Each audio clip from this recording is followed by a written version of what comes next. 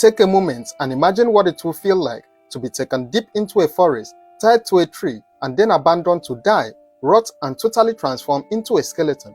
It may sound like a scene from a horror movie, but unfortunately, that was the tragic fate suffered by 38-year-old Ereba Gospel Dinabari on the 15th of May 2020. This horrific story shows the depth of human wickedness, and what would make this story even more painful was the actual reason why he was made to die that way.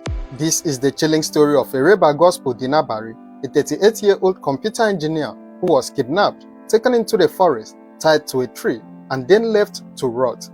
On May 15, 2020, Ereba Gospel Dinabari woke up with joy in his heart. His elder sister had just given birth, and he could not wait to meet his new nephew. The young man drove his Toyota Camry to the hospital, with his mind probably filled with thoughts of celebration and family joy. When Ereba arrived at the hospital, he was overwhelmed with happiness. He held the tiny baby in his arms, congratulated his sister, and spent precious hours celebrating this new addition to their family. After sharing in their joy and making sure his sister was comfortable, Ereba decided it was time to head home. If only he knew that the journey he was about to make would mark the beginning of the kind of horror the members of the Woji community in Rivers State, Nigeria had never witnessed before. Ereba entered his car and began driving home. When he got to the Woji town hall, which was just a short distance from his house, his once peaceful evening took a very terrifying turn. 3 armed men suddenly appeared and surrounded his car. Before he could react or escape, they forced him out of the driver's seat and threw him into the back of his own vehicle. The 3 armed men drove Ereba deep into a thick forest at Alesa Farm Road in Eleme local government area, far from any help or rescue. For the next 5 days, he would remain their prisoner, hidden away in the wilderness while his family desperately searched for him. Little did anyone know that the very people holding him captive were about to betray each other in a very shocking way that would have very deadly consequences on innocent Ereba. The mastermind behind this kidnapping was known simply as Oga Ezik. After securing Ereba in the forest hideout, Oga Ezik sent 2 of his boys to stay with the victim and guard him. He gave Osondu Chendu the specific job of bringing food to Ereba during his time in the captivity. What seemed like an organized operation would soon fall apart because of one man's greed. When Ereba failed to return home that night, his family knew something was terribly wrong. After every effort to reach him failed, they immediately went to the police station to file a missing person report. The police wasted no time in swinging into action. They began their search for the missing man. However, before they could make much progress, the kidnappers made contact. The criminals reached out to Ereba's family with their demands. They wanted 1 million naira for a safe return, and the family, being desperate to get their brother back, gathered the money and paid the ransom directly to Oga Ezik, who was the mastermind behind the kidnapping. They believed this would be the end of their nightmare, but unfortunately, they were tragically wrong. What the family didn't know was that greed had poisoned the criminal gang from within. Oga Ezik, who received the 1 million naira ransom, made a decision that would seal Ereba's fate.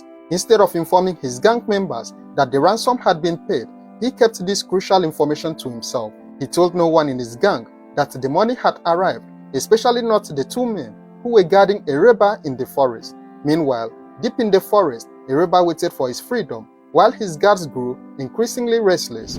The 2 gang members watching over him had no idea that their boss had already collected the ransom money. They began to suspect that something was wrong, and when days passed without any word from Oga Ezik about the payment, they began to feel really paranoid.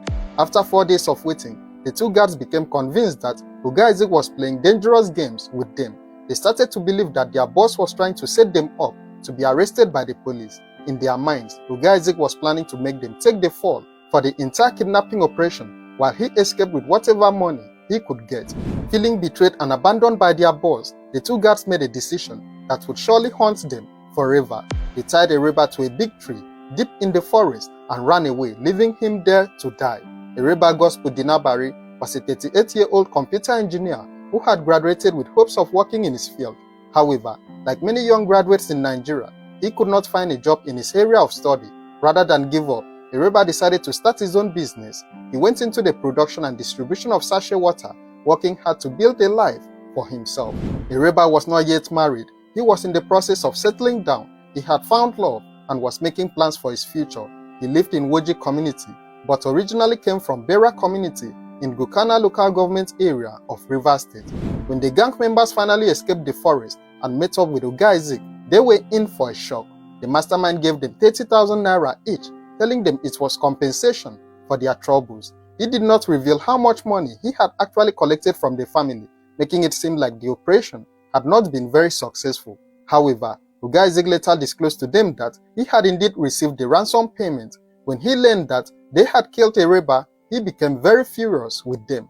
The mastermind was angry that his gang members had destroyed what could have been a clean kidnapping operation. The revelation of the ransom payments and a robber's death created tension within the criminal group.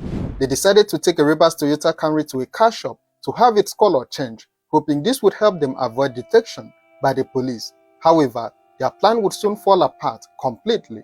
The police had been working tirelessly to track down the kidnappers since the family first reported a robber missing. Their investigation was thorough and methodical, following every lead they could find. When they traced the criminals' activities, their hard work led them straight to the car shop where a robber's vehicle was being repainted.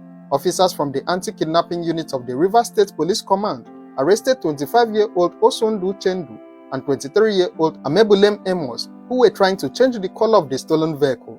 The two men were taken into custody, and under pressure from the investigators, both Uchendu and Amos confessed to their crimes.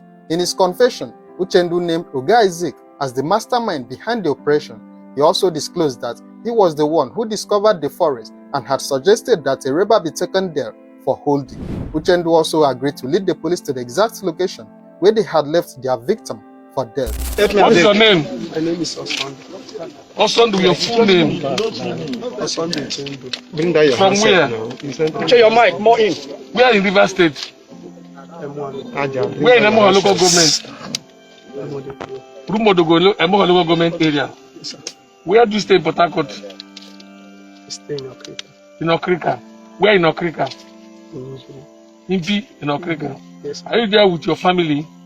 no, that is where I manage and rent house. Who is staying there with you at your house? It's my cousin brother, What is his name? Amibu. Amebule. Okay, now, is it a court group or a kidnapping group that you are staying there with in No, Okrika? no. I'm just staying there alone before he came and visited. Okay, what are you doing in that Okrika? What work are you doing there? It's iron bending and welding work. Check your mic.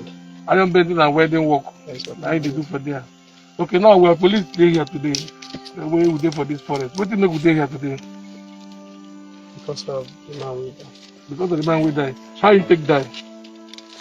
Oga Isaac and Joseph and me. Oga Isaac and Joseph And me. and you, three of us now. Yes. Okay, go ahead. I carried the gun. I kidnap him. I kidnapped him. Okay. Tell us where you are a kidnapper and how on a take the gun. For Oji. And I kidnap of Oji. Speak louder. Come here. Tell us how it happened. Speak up. Okay. Now I pick up plan and come. One kidnap and come here. Tell us. Okay. Oga Isaac, 9 colors. Then our Oga 9 colors. Say you get person wey we won't carry. So me, I didn't know the plan to the work before. So I just decided this year. Plan based on the coronavirus and how things start for me and how situation of my family dey. Full on. So as we carry the man, we keep the for inside bush. Now we dey bring food for them. He bring 2 of him boys to dey take care of the work. Na misunderstanding between Oga Isaac and him boys to dey take care of the work here. Then make them feed the man because him boys think say if you want set them up, say he don't collect money, he no wan give them. Maybe he wan use government set them up, so they need to feed the man up come up for the bush. Now later, Oga Isaac come tell them say he don't collect money, why they kill the man? Himself and even best for them, why they kill the man? So that's what is happening. So Oga Isaac tell you say they collect money later. He didn't tell me How much they collect? He no gree tell me that one. You don't mention the amount to He no me. tell me. That must be your court method. So now, come How much? the man, tie the man. He no tell me how much. I want to tie the man, come tie them for 3 here. Yes, sir. Okay. Who take on to this family for this bush, for this forest? Now you know the forest, or because it's far from you, the main road. Yes, sir.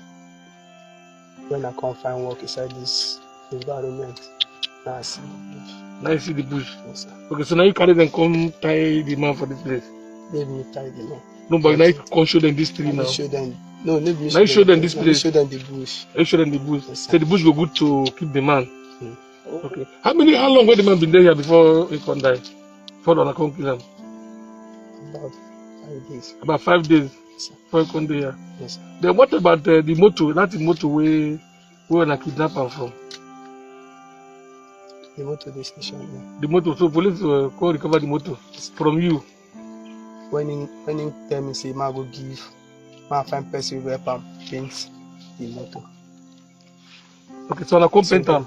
So now from the person wey go paint am, and then discover the motor come for me. Okay. So, The police team, led by Assistant Commissioner of Police Innocent Umeri, followed the confessed kidnappers deep into the forest at Alisa Farm Road. In the forest, they discovered that Ereba's decomposed remains were still tied to the tree where the criminals had abandoned him. His body had been there for days and his skull had fallen to the ground. The sight confirmed the family's worst fears and showed just how cruelly the kidnappers had treated their victim. The police also recovered Ereba's Toyota Camry and gathered evidence from the crime scene. The investigation revealed that this gang had carried out similar operations in other areas around Rivers State. These areas included Wuji, Abuloma, Peter Odili Road, and Eleme communities. They had been terrorizing innocent people for some time before Ereba's case brought them down. The discovery brought some closure to Ereba's family, even though their hearts remained broken forever. The police vowed to prosecute the arrested suspects. However, the investigation was not complete.